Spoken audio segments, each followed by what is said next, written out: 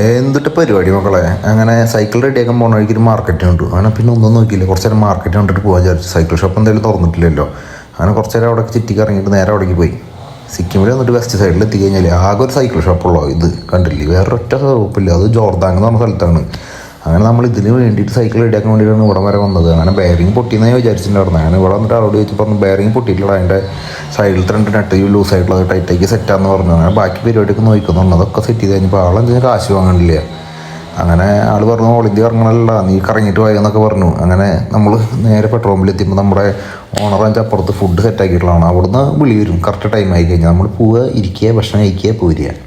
അങ്ങനെ കണ്ടില്ലേ, നമുക്ക് സ്പെഷ്യലായിട്ട് ഉച്ചയ്ക്ക് മാത്രം ഫുൾ ടൈം വെജിറ്റേറിയൻ ആവും, രാത്രിയൊക്കെ നോൺ ഉണ്ടാവും. അങ്ങനെ ഭക്ഷണം കഴിച്ചു. പിന്നെ നമ്മൾ നേരെ വീണ്ടും പെട്രോൾ പമ്പിൻ്റെ അവിടെ വന്നിരിക്കും. അവിടെ വന്നിരുന്ന് കഴിഞ്ഞാൽ കുറേ വെറൈറ്റി സാധാ വണ്ടികളാണ്, പക്ഷേ നല്ല രസമുണ്ടാവും ഓരോന്നൊക്കെ ചെയ്തിട്ട്. അപ്പോൾ അതൊക്കെ കണ്ടിട്ട് നോക്കിയിരിക്കുക.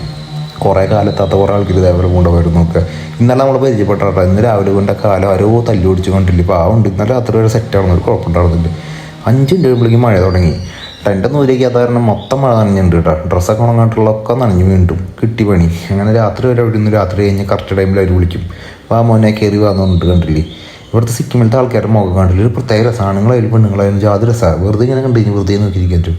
ഉണ്ട് ഇവർക്കൊന്നും മീശി നടുന്ന ആർക്കും ഉണ്ടാവില്ല കേട്ടോ അധികം. അങ്ങനെ ഫുഡ് അടി ഇന്നത്തേന്ന് പറഞ്ഞാൽ കോളിഫ്ലവറും മഷ്റൂമും ഒക്കെ കൂട്ടിയിട്ടുള്ളൊരു ചിക്കൻ കറി എന്താണെന്നറിയില്ല. ഇവരാണ് നമുക്ക് ഫുഡ് തന്നിരുന്ന ആൾക്കാർ.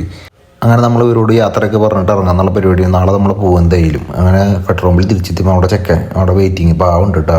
അങ്ങനെ അവനെയും കയറ്റി കിടത്തി ഞാനും കിടന്നു. പിന്നെ ഒന്നും നോക്കിയില്ല, നേരെ ഉറക്കം. നാളെ കാലത്ത് നേരത്തെ എനിക്ക് പോകണം മക്കളെ. അപ്പം ശരി.